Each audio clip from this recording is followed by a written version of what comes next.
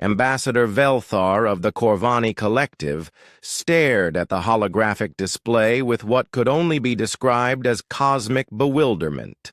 The gentle, crystalline being's photosynthetic skin flickered through confused hues of blue and amber as he processed the impossible data streaming before him. "This cannot be accurate," he whispered to his aide, a younger Corvani whose skin maintained the steady green of deep contemplation. "The Seraphim chose humans?" The Seraphim were legend, made manifest, beings of pure energy who had transcended physical form eons ago. They were known throughout the galaxy as the ultimate arbiters of compassion, entities so benevolent that entire civilizations would spend millennia trying to earn even a moment of their attention. They appeared perhaps once every 1,000 years, selecting a single species to guide toward enlightenment. And they had chosen humanity, not the Corvani, who had spent 15,000 years perfecting their philosophy of universal love. Not the Tvek, whose entire society was built around healing wounded planets. Not even the Altruans, who had literally evolved past the need for violence.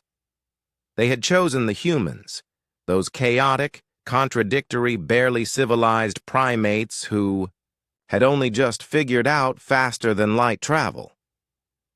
"Sir," his aide ventured carefully, "perhaps we should observe their first interaction before drawing conclusions?" Velthar's skin shifted to resigned purple. Yes, we must witness this. Cosmic mistake firsthand.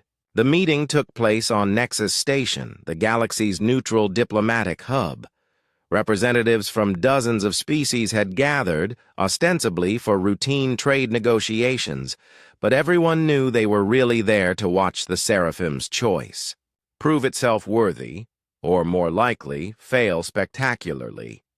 The human delegation arrived in a ship that looked like it had been assembled from spare parts and held together with optimism.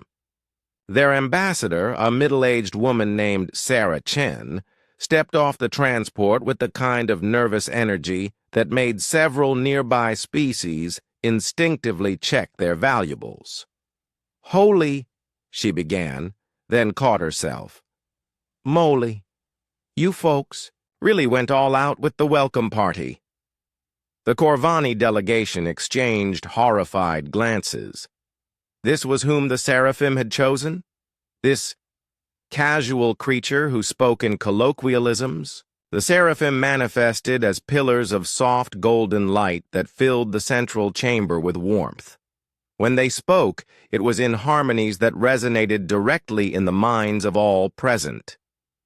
"Greetings, children of the stars. We have come to bestow our guidance upon the species we have chosen." Ambassador Chen stepped forward, seemingly unbothered by the cosmic significance of the moment. "Thanks for picking us. Though I gotta say, I think you might have grabbed the wrong file. We're kind of new at this whole galactic civilization thing." A collective gasp rippled through the chamber. Several species translators actually malfunctioned from the sheer audacity of her response. The Seraphim's light pulsed with what might have been amusement. "We do not make errors, young human.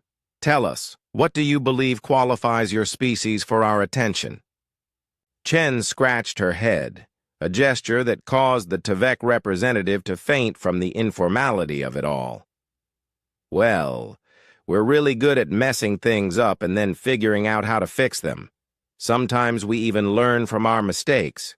Plus, we're stubborn as heck, when it comes to helping people." "Elaborate." "Look, we know we're not the smartest or the most advanced species here.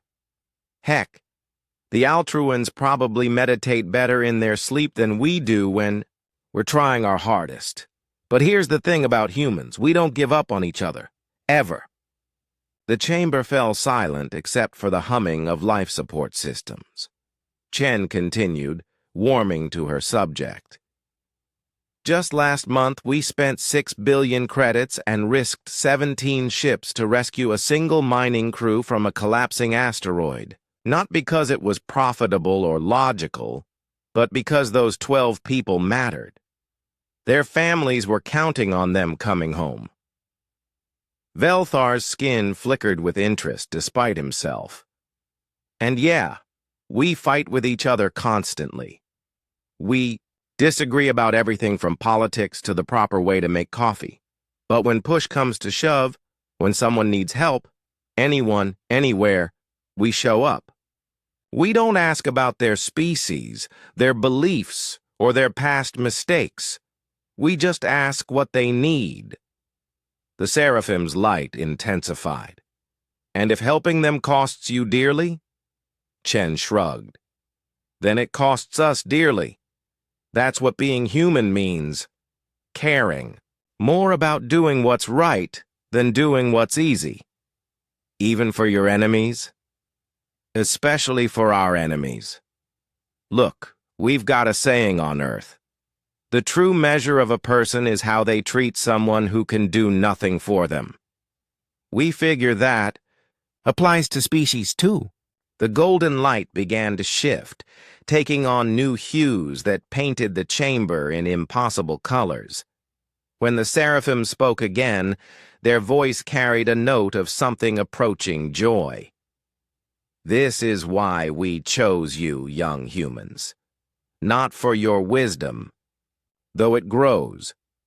Not for your power, though it increases. We chose you because you have the rarest quality in the universe, the ability to extend compassion to those who have not earned it, and to continue trying even when you fail. The chamber erupted in a cacophony of alien languages as species throughout the galaxy tried to process this revelation. The Corvani had spent millennia perfecting kindness toward those who deserved it. The Tvek healed planets that asked for healing. The Altruans avoided conflict by avoiding anything that might cause it. But humans, chaotic, flawed, magnificent humans, had somehow stumbled onto the secret the Seraphim had been waiting eons for someone to discover. True compassion wasn't about being perfect. It was about being present. It was about showing up for people who didn't deserve it, couldn't repay it, and might not even appreciate it. It was about being kind, not because it was logical, but because it was necessary. Ambassador Chen looked around the stunned chamber and grinned. So, what happens now? The Seraphim's laughter was like starlight made audible. Now, young human, you teach the galaxy what you have taught us, that the universe is not made better by those who are already perfect, but by those who are perfectly willing to try.